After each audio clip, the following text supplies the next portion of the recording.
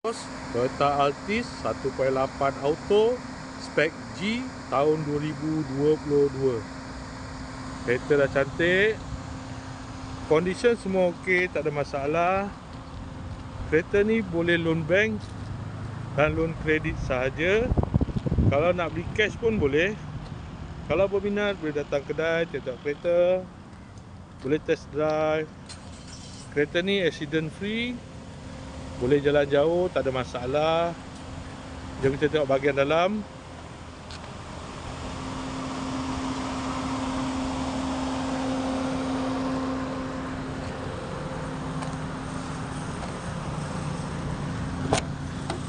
Dalam masih cantik lagi, leather seat.